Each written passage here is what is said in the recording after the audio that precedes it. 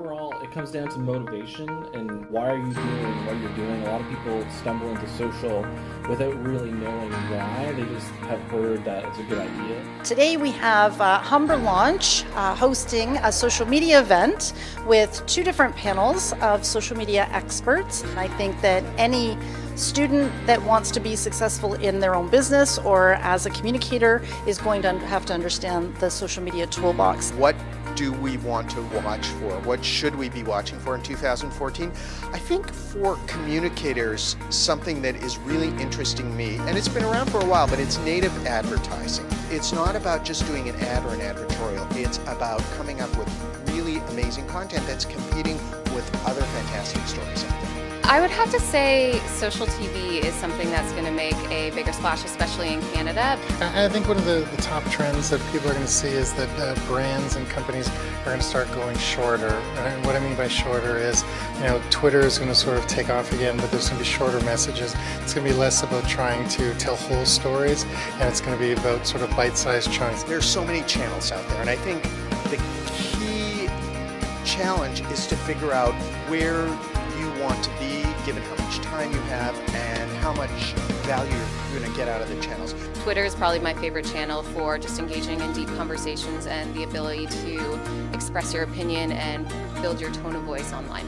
If you just want to go and have fun and see pictures of your friends on the weekend, obviously you'd go to Facebook. If you want to actually find a job, network, and do sorts of things, Twitter or LinkedIn are going to be probably your best bets. Hopefully what they'll come away with is a more strategic approach to social and digital media. I hope I can just bring some branded experience from marketing, comms, and PR within the social realm, and maybe a little bit of risk management guidelines too. Working for a brewer, there's a lot of risk and regulation in my daily job. The thing that I hope to sort of impart on everybody is to really how to communicate a brand, whether that brand be yourself or be someone else. There's so many interesting opportunities that live on social media channels. Humber Launch is Humber's destination for entrepreneurial innovation, and we support students that have business ideas to get their business ideas up and running and growing. So how we do that is we provide them support. We have mentorship programs where we can team them up with faculty mentors, alumni mentors, business professional mentors to help support and encourage the growth of their companies. We also have events such as this one. So some of our Humber Launch's success stories include Skyline Farms. So Skyline Farms grows produce in hydroponic towers. We have Desiree, who has arms. She has a jewelry store where she makes and sells jewelry. We have Time for War Fitness, and Jessie does personal training for people who are interested in those extreme type fitness races.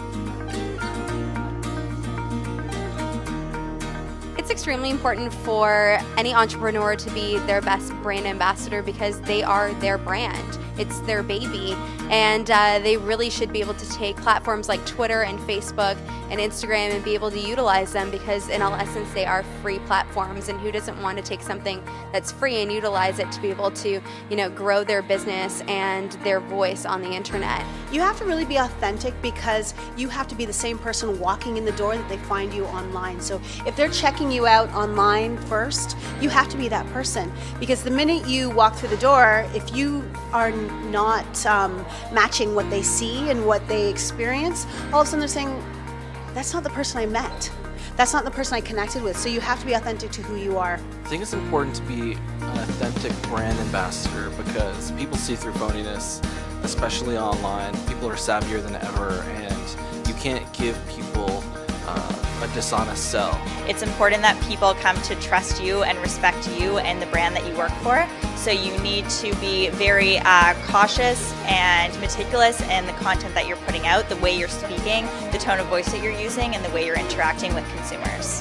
That's how you're going to create the true engagement with your fans. That's how you're going to get the true feedback from your fans that you want, and that's ultimately what will deliver your brand awareness, brand loyalty, trust with your customers. Definitely, I hope what people take away is that it's not a cookie cutter. Social media doesn't make sense for everything, everyone in the way that we presented it today. 1, content is king. 2, you need to actually engage with the community. You need to be invited into the conversation. You can't just try to weld your own way in there. The number one tip I hope people take away is the importance of knowing why you're doing what you're doing. I think that the audience really enjoyed today's talk. There was a lot of information that went out. I'm not sure what everyone's exposure to social media has been, but I think it's still one of those really big shiny objects that people want to know a lot more about. I love Humber, and it feels great to come back here and just seeing how the campus has grown. For me, the experience was always hands-on. I was in the journalism program, so being able to see and actually produce stories and actually get feedback from amazing teachers, it was something that meant a lot to me and it has brought me to where I am today.